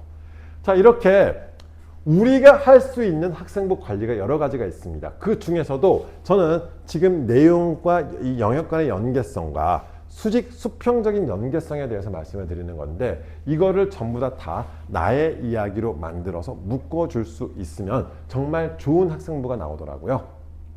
이렇게 방향 잡아주시면 좋겠습니다. 자, 그래서 우리가 학생부 종합전형을 준비할 때 기본적으로 학생부 종합전형은 우리가 상향을 많이 쓰거든요. 그러면 자, 상향으로 지원한다고 했었을 때 자, 서울 주요 대학에서 지금 바뀐 학생부 종합전형 한번 보시면 2028학년도 지금 발표한 그 대입 전형 계획에 의해서 발표한 바에 의하면 서울대 같은 경우는 자, 면접을 지금 더 강화시키는 이러한 형태로서 자, 수능 최저 학력 기준은 없지만 지역균형 선발 자, 1단계 서류와 2단계 면접의 형태 일반 전형에서도 역시 마찬가지 자, 면접의 비중을 늘리는 자, 일반 전형의 면접은 제시문 면접의 형태가 많이 띄는데 이렇게 선발을 하고 있고요. 자, 연세대학교 같은 경우도 역시 자, 종합인재 영역이라고 해서 자, 수능 최저 영역 국어, 수학, 사회, 과학 중 국어, 수학 1개 포함해서 2개 합사 영어 3등급을 충족해야지 지금 최저를 충족하는 형태 최종 합격을 할 수 있는 거거든요. 자, 저는 학생들한테 기본적으로 수능 최저에 대해서 많이 요구하는 편입니다. 이 수능 최저 학력 기준이라는 게 얼마나 무서운 거냐면 지원자의 약 절반 정도는 수능 최저를 충족하지 못해서 떨어지거든요. 자, 반대로 생각하면 내가 이 수능 최저를 충족할 수 있다는 것은 무엇을 의미해요? 내 합격 확률이 더 높아진다는 거겠죠. 나의 또 다른 무기. 자, 맨 앞에서 설명드렸지만 우리 학생을 평가할 수 있는 대학에서 학생을 평가할 수 있는 건 세 가지밖에 없습니다. 내신 성적, 학교생활 기록부, 수능 성적. 이 세 가지를 다 최대한 활용을 해야지 우리가 희망하는 대학에 진학할 수 있겠죠. 또한 제가 고등학교 생활 내내 역시 열심히 학교 생활을 했다고 하지만 학교 생활 기록부라는 것 자체가 정성적인 형태의 내용이 많이 담겨져 있다 보니까 거기에서 내가 얼마나 유리한지 여부를 확인하기가 힘들잖아요. 거기에 이렇게 객관적인 요소들이 들어가 있는, 즉 숫자로 보여줄 수 있는 것들이 더 추가가 된다면 나의 합격 확률은 더 높아질 것입니다. 제발 한 가지만 집중하지 마시고 전체적으로, 지금은 선택과 집중이라기보다는 시험 기간에 내신 성적 집중하시면 되겠죠. 그 다음 이런 학교생활 기록부 같은 경우는 보통 학기 말에 자기평가서라던가 이런 것들을 통해서 많이 관리를 하고 있습니다. 자, 시기에 따라서 내가 이 시기에 무엇을 하고 이 시기에 무엇을 하는 이러한 선택과 집중이 필요한 거지, 나는 내신만 팔 거야, 나는 수능만 팔 거야, 이거는 옳지 않은 전략이거든요. 나의 가능성을 스스로 좀 잘라버리는 거잖아요. 할 수 있는 최선을 다해서 마지막까지 포기하지 않고 좋은 결과를 만들어낼 수 있었으면 좋겠습니다. 이렇게 서울의 주요 대학, 이화여대뿐만 아니라 중앙대, 경희대, 외대, 시립대, 건국대, 동국대, 홍익대, 숙명대까지 지금 이런 주요 대학과 함께 그 아래 상위권 대학들인 국민대, 숭실대, 세종대, 단국대, 과기대, 광운대 이런 학교들. 자, 그런데 이런 학교들 보세요. 얘네들은 좀 주로 수능 최저 학력 기준이 없죠. 없으면 합격 확률은 높을까요? 여기에 대해서도 고민하셨으면 좋겠고, 명지대는 지금 명지 인재 서류, 지금 면접을 치르는 전형에서는 수능 최저가 없지만 면접이 없는 서류 100%로 선발하는 전형에서는 수능 최저를 부여했고요. 역시 마찬가지, 아주대 역시 마찬가지. 서류, 면접이 있는, 그러니까 대학에서도 마찬가지인 거예요. 대학에서도 이 친구가 우수한지 여부를 보고 선발을 하고 싶은데 우선 서류만 가지고 선발하기에는 불안한 거죠. 그러다 보니까 면접을 치르거나 혹은 객관적인 증거인 수능 최저를 충족하는지 여부, 여기를 생각하시면서, 자, 제가 서류가 좋고 아니면 면접이 조금 불리하다 이런 친구들 같은 경우는 오히려 수능 최저를 충족해서 지원하는 것도 하나의 방법이 될 수 있습니다. 자, 미리 지금 이 영상을 보시는 분들이 고등학교 학부모뿐만 아니라 중학생들도 있을 거고 초등학생들도 있으실 건데, 제가 이렇게 설명을 드리는 이유는 뭐냐면요, 이 수능이라는 것 자체가 우리 아이들의 그 객관적인 증거가 보여주는 이런 수능이라는 것 자체가 단기간에 만들어질 수는 없는 거거든요. 바뀌는 수능의 형태를 봤을 때 특히는 더 마찬가지입니다. 이제는 선택 과목이 다 폐지가 되고 전국의 모든 친구들이 국어, 수학, 영어, 한국사, 사회, 과학을 다 같은 문제를 풀게 돼요. 기존의 수능에서는 국어에서도 선택 과목이 있었고 수학에서도 선택 과목이 있었습니다. 부모님 세대도 마찬가지죠. 수학 같은 경우, 수능 세대 같은 경우는 다 선택 과목이 있었잖아요. 그런데 지금 올해 고2 이하의 친구들이 수능을 치르는 2028학년 수능부터는 이제는 선택 과목이 폐지가 되고 모두 다 같은 문제를 치르게 됩니다. 그러면요, 어떤 문제가 생길까요? 정말 초등, 중학교 때부터 꾸준하게 공부해온 친구들이 유리할 수밖에 없는 거죠. 수능은 이 친구가 19년 동안 살아오면서 얼마나 많은 양의 문제를 다뤄봤는지가 결국 점수로 연결되는 것 같아요. 매년 수많은 친구들을 상대하면서 느낀 건데, 문제를 많이 다뤄본 친구일수록 더 좋은 점수가 나올 확률이 높습니다. 부모님 생각에서 이 친구가 100점을 못 맞았다고 해서 못하는 게 아니거든요. 그러니까 이렇게 설명하는 게 맞을 것 같아요. 수능이라는 시험 자체는 100점을 목표로 하시는 게 아니라 내가 알고 있는 것을 틀리지 않는 게 수능이거든요. 그러면 준비하는 과정에서 초등학교 시절, 중학교 시절, 그 다음 고등학교 1, 2학년 이 시절엔 뭘 해야 되냐면 알고 있는 걸 틀리지 않는 수능을 위해서 알고 있는 걸 최대한 많이 늘려놔야겠죠. 그리고 어차피 교육과정 내에서 출제를 하게 되어 있습니다. 그러면 내가 이 분야에 대해서 조금 더 세세하게, 그 다음 내 약점을 더 채워넣을 수 있는 이런 학습 방법이 필요하다는 것을 말씀드리고 싶은데, 제발 수능이라는 것은 단기간에 뚝딱 해서 만들어지는 시험이 아니에요. 꾸준하게 정말 포기하지 않고 많은 시간, 저희가 지금 현재 고3들한테도 이야기하는 게, 국어 과목 같은 경우는 정말 점수를 만들기 위해서 8개월 정도 시간을 투자를 합니다. 영어는 한 6개월. 영어는 다른 이유가 아니라 영어는 절대평가라고 90점 이상 1등급, 80점 이상 2등급 이렇게 주기 때문에 영어는 보통 저희가 한 6개월 정도 투자를 해야 등급 하나 올린다고 표현하거든요. 수학은 1년 정도 걸려요. 장기간의 시간을 투자해서 깔짝거린다고 성적 안 올라요. 정말 꾸준하게 장기적인 로드맵을 가지고 하나하나 접근해 가는 게 수능이거든요. 특히 수학 같은 경우는 이렇게 말씀을 드릴게요. 수학은 30문제가 출제가 되는데 유일하게 4점짜리가 있어요. 수학 2점짜리 30문제 중에 수학 2점짜리 몇 문제 나올까요? 3문제 나옵니다. 3점짜리가 14문제가 나와요. 그러면 우리 아이가 기본에 충실해서 2점, 3점짜리를 다 맞추잖아요? 그럼 48점인 거예요. 그리고 나서 4점짜리가 13문제가 나오거든요. 거기에 대해서 이 친구가 고난도 문제를 얼마나 더 하나씩 맞춰가는지에 따라서 위치가 달라지는 거예요. 그런데 이 한 문제를 더 맞추기 위해서 우리는 정말 몇 개월의 시간을 투자를 해서 하나를 더 맞추는 거거든요. 그런 게 어디 있어요? 라고 하실지 모르겠지만 이게 변별 때문에 그렇습니다. 이 4점짜리 13개, 우리가 보통 킬러 문항이라는 표현을 쓰는데 킬러 문항 2개 혹은 이제 중킬러 한 4개 이렇게 따지고 들어갔을 때 이 친구가 과연 어디까지 맞는지, 몇 문제까지 맞출 수 있는지, 4점짜리 13문제 중에서 이 친구가 몇 개를 맞춰야지 뭐 원하는 등급이 나오는지, 이런 형태로 구별하시면 되거든요.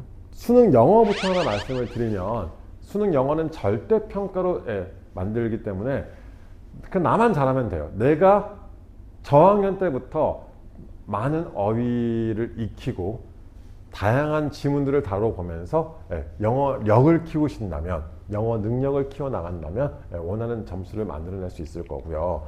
더불어서 수능 영어가 절대평가로 성적이 산출된다고 해서, 그러니까 점수 모르시거든요. 성적표에 1등급, 2등급만 나와요. 그러다 보니까 자, 90점만 넘으면 되네 라는 그런 아니라는 생각들을 많이 하시는데 쉽지 않습니다. 그래서 저학년 때부터 꾸준하게, 정말 꾸준하게 시켜주시는 게 필요하겠고요. 자, 작년 수능 채점 결과거든요.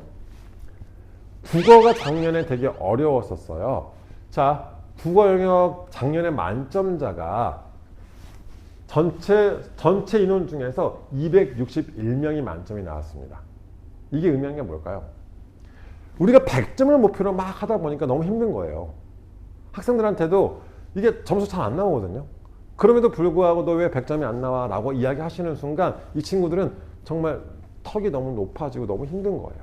그리고 국어는 공부를 한다고 해도 이게 성적이 딱 나오는 게 아니라, 국어 같은 경우는요, 시간 안에, 정해진 시험 시간 안에 못 푸는 친구가 태반이거든요.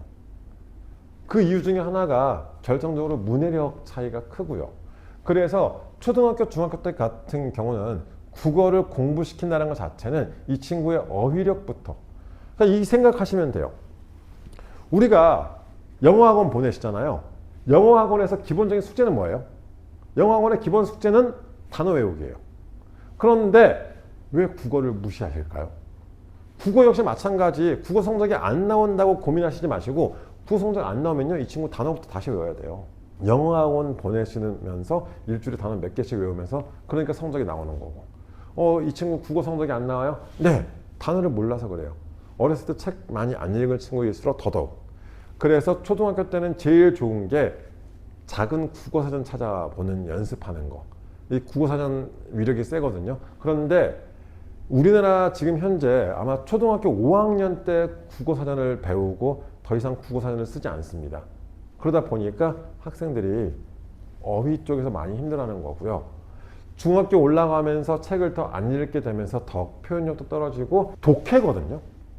국어도. 시험에 나오는 국어는 그냥 국어, 우리가 일상생활하는 말이 아니라 국어라는 것 자체에 대해서 꼭 기억하시면서 준비시켰으면 좋겠고요. 공부 잘하는 학생도 공부를 많이 안 하는 학생도 다 같이 어려워하는 과목이 국어입니다. 그냥 국어는 그냥 다 어려워요. 네, 문과라고 국어가 쉽지 않습니다. 이과라고 국어 역시 어렵겠죠. 국어는 다 어려워해요. 반면 수학은요. 이 수학이라는 과목은 어렸을 때부터 얼마나 많은 시간을 투자했는지에 대한 투자의 결과물을 볼 수 있는 과목이 수학인 것 같아요. 좀 슬픈 이야기이긴 하지만 수학은요. 정말 많은 시간과 비용을 들여서 만들어내는 거거든요. 그럼에도 불구하고 100점 만점자는 뭐 작년 같은 경우는 오히려 국어보다 더 많긴 했지만 만점자는 780명 나옵니다. 생각하시는 것처럼 문제가 쉽게 나와도 문제잖아요. 변별을 줘야 되기 때문에. 자, 이런 것도 생각하시면서 지금 당장 수학 성적 1점, 2점 여기에 너무 부들부들 거리지 마시고 첫 번째 수학에서는 긴 호흡으로 장기간에 걸쳐서 해야 된다는 거. 두 번째, 자, 초등, 중학교 때는 특히 실수를 줄이는 연습 해주셨으면 좋겠고 특히나 남학생들, 여학생들 이런 공부 방법의 차이에 대해서도 많이 말씀을 드리는데 남학생, 여학생 숫자를 보면은 특히 수학 같은 경우는 거의 남학생, 작년에 만점자 780명 중에 남자애들이 684명, 여자 96명. 와, 엄청난 차이를 보이죠? 자, 이렇게 생각하시면 좋겠어요. 남자애들이 공부를 잘한다가 아니라 공부 방법의 차이인 거거든요. 무슨 말이냐면 혹시 아드님, 따님 둘 다 키우시는 분들은 실험 한번 해보시면 좋겠습니다. 저는 이제 학생들 대상으로 많이 실험을 해봤는데 학생들한테요. 공부해라고 딱 던져주잖아요. 야, 너 공부해라고 시키면 남학생들은 뭐예요? 남학생들은 야, 공부해라고 시키면 그냥 닥치고 풀어요. 걔네들은 개념 따위는 보지 않아요. 그냥 문제 푸는 게 남자애들은 공부인 거예요. 여학생들은 야, 공부해 시키면 뭐예요? 개념부터 팝니다. 주구장창 개념 정리하고 개념 정리하고 개념 정리해요. 야, 시험 전에 문제를 풀어봐야지 않겠니? 문제를 좀 풀어보렴이라고 하면은 다 외우고 푼대요. 그런데 시험 끝날 때까지 안 풀려 있어요. 여학생들은 정말 개념 위주로 공부를 하다 보니까 그나마 내신 성적에서는 좋은 성적을 받더라도 이런 수능 모의고사 같은 경우에 대해서는 수능 모의고사는 유형학습이거든요. 정말 많은 양의 문제를 다뤄보고 많은 문제를 풀어보면서 익혀나가야 되는데 그게 부족한 거예요. 그러다 보니까 내신이 조금 낮게 나오는 남학생들이라 할지라도 수능이나 모의고사는 남학생들은 개념 따위가 없거든요. 개념 따위는 익히지 않아요. 얘네들한테 개념 익히려고 했는데 안 되더라고요. 그냥 문제를 무조건 풀어요, 걔네들은. 심지어 채점도 안 해요. 남학생들한테는요, 지도하실 때 남학생들한테는 오답 정리하는 연습 키워주시면 정말 많이 도움될 거고요. 여학생들한테는 동그라미 컴플렉스를 버리고 문제를 최대한 많이 다뤄보는 형태로 다양하게 문제를 풀어보면서 이 문제 저 문제 풀어보면 틀려도 괜찮다. 문제집은 틀려도 된다라는 인식을 좀 많이 심어주셨으면 좋겠습니다. 문제를 두려워하지 않게 다양하게 문제를 풀어봤으면 좋겠고 자, 이거는 모 웹툰에 나온 내용인데 우수한 학생이거든요. 그런데 공부 방법에 대해서 이야기를 할 때 틀린 문제를 전부 4-5번씩 문제와 답까지 베껴서서 문제 자체를 외워버린대요. 그러면 문제의 틀이 머리에 들어올 거야. 응용은 외운 문제 병행일 뿐이니까 그걸 계속 반복해 흡수될 때까지. 정말 무식한 방법이기도 하지만 이런 노력이 있어야지 점수가 만들어지는 거거든요. 우리 학원에서도 마찬가지 계속 오답 노트를 시키고 그런데 오답 노트도 한 번 하고 나면 애들 보면은 틀린 문제를 계속 틀리는 학생들이 있어요. 틀린 문제를 계속 틀리는 그런 학생들 같은 경우는 이런 방법, 그러니까 그것만 지금 케어가 되면 되는 거잖아요. 이렇게도 시켜보셨으면 좋겠고 그래서 오늘 설명회를 할 때 이 자료를 이걸 한번 보여드리고 싶었는데 정말 내가 특정 파트에 약하다, 어떤 특정 분야에 약하다, 특정 유형에 약하다라고 했었을 때 문제 틀이 머리에 만들어지면서 그걸 응용하는 형태에서는 계속 반복해서 자기가 흡수하는 방법 이런 것들도 한번 써봤으면 좋겠습니다. 우리 나노 앤 JKM 교육그룹의 여러 학원들에서는 계속해서 이렇게 결과를 만들어내고 있는 당연히 우수한 학생을 데려다가 우수한 성적이 나오는 건 당연한 이야기지만 나노 앤 JKM 교육그룹 같은 경우는 여기 학원 친구들 같은 경우는 보니까 하나의 시스템 형태로 체계적인 관리가 이루어지면서 어떤 특정한 결과를 만들어내는 이런 모습들을 보이고 있는데, 학원을 보내는 목적, 학원을 보내시는 이유는요, 결과를 혼자서 만들어내는 데는 많은 시간이 걸리기 때문에, 그리고 방향성이 잘못될 수도 있기 때문에 이런 특정한 커리큘럼을 바탕으로 해서 이렇게 만들어 나갈 수 있다는 것들에 대해서 조금 더 관심을 가지시고 준비를 차근차근 해 나가셨으면 좋겠습니다. 성적이 한 번에 오르지는 않습니다. 물론 뭐 오르는 케이스도 있겠지만, 그런데 그 당장에 오르는 성적보다 더 중요한 것은 학습 습관과 더불어서 그것을 만들어 나갈 수 있는 능력치이거든요. 역시 같은 루틴인데, 공부를 잘하고 싶어 해요. 모든 학생들 다 공부를 잘하고 싶은데, 근데 공부가 너무 싫대요. 공부를 잘할 거면은 답은 정해져 있잖아요. 공부를 정말 많이 해야 됩니다. 공부를 잘하려면 공부를 해야죠. 다른 방해되는 요소들을 배제시키고 정말 자기가 만들 수 있어야 되는데, 학교별 내신을 아는 학원에서 또한 상위권을 유지시켜주고 중학교 때 성적이 고등학교 성적으로 이어지게 만들 수 있고, 이런 것들이 바로 지금까지 나노앤 JKM 교육그룹에서 만들었던 결과들이니까 이런 것들 참고하시면서 꼭 상담도 한 번씩 받아보시고, 이런 시스템을 어떻게 내 것으로 만들어서 원하는 결과를 만들어낼 수 있는지 확인하실 수 있었으면 좋겠습니다. 이제 앞으로 벌써 이제 39년 된 우리 광주 교육의 랜드마크라는 표현을 쓰시고 있는데, 자기한테 주어진 뭐 여러 학원들이 있겠지만 여러 선택지 중에서 가장 효율적인 선택은 무엇인지를 잘 판단하시면서 정말 꾸준함이 필요하거든요. 유치원부터 시작해서 초등, 중등, 고등에 걸쳐서 계속해서 우리 아이한테 맞출 수 있는, 그리고 어떤 시스템을 가지고 움직일 수 있는 그러한 모습들 보시면서 역시 저희도 마찬가지예요. 저는 정말 전국을 다니면서 설명회를 되게 많이 하거든요. 여러 학원들에서 혹은 학교에서 정말 다양하게 설명회를 진행하고 있는데, 매번 올 때마다 느끼는 게, 저도 벌써 여기 몇 년째 지금 이렇게 찾아뵙고 있는데 1년에 한 번씩 오지만 이렇게 찾아뵐 때마다 느끼는 게 탄탄하다는 거 많이 느끼고 있습니다. 그래서 이렇게 시스템을 가지고 움직일 수 있다는 것 자체는 우리 학생들이 꾸준하게만 같이 따라가 준다면 원하시는 좋은 결과 충분히 만들어낼 수 있을 것이다 라고 말씀드릴 수 있을 것 같아요. 자, 오늘 2028학년도 이후에 달라지는 대입에 대해서 많은 말씀을 드렸는데, 자, 입시가 어떻게 바뀌든 대학은 우수한 학생을 선발하고자 합니다. 그럼 우수하다는 것을 어떻게 증명할 것이냐? 학생부 위주의 전형과 수능 위주 전형이 양축, 즉 결국 얘네 둘 중심이거든요. 수시와 정시 모두에서 학생부의 중요성이 증가하고, 또한 진로 계열에 따른, 즉 전공 적합성에 대한 이야기가 아니라 진로 계열에 따른 교과 이수 내용이 평가에 적극적으로 반영되고 있다는 거.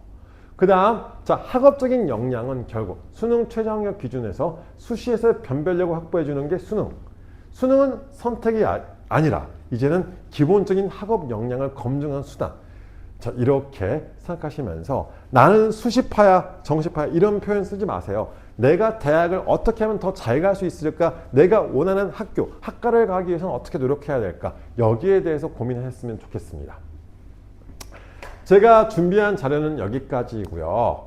오늘 이 영상을 통해서 이 설명회를 봐주시는 모든 분들께 앞으로 입시를 준비하는 과정에서 정말 조금이나마 도움되셨으면 좋겠고, 길게 보시면서 정말 차근차근 작은 것들부터 잡아가시면서 자기의 큰 틀의 로드맵 잡아주시면서 부모님의 관심 그리고 학생의 노력이 좋은 결과로 이어질 수 있었으면 좋겠습니다. 마지막까지 들어주셔서 감사드립니다. 수고하셨습니다.